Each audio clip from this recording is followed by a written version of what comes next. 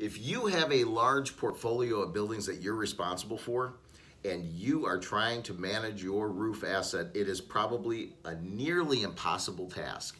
If you have just say 20 buildings and each of those buildings have on average 5 roof sections, you have 100 roofs you have to make decisions on. Should you repair them?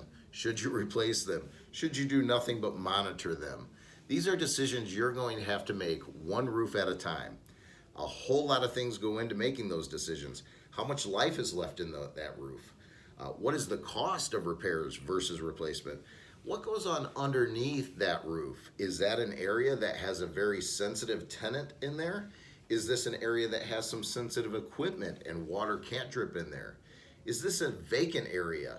Is this an area that is a wash bay and you could care less if water pours in there? All of these different things that you have to go through when going through each individual roof section and making decisions of what to do can become nearly impossible if you do not have the proper reporting in place and the visibility to be able to go into a micro level and make those individual decisions. One individual decision at a time allows you to build a game plan for your entire portfolio.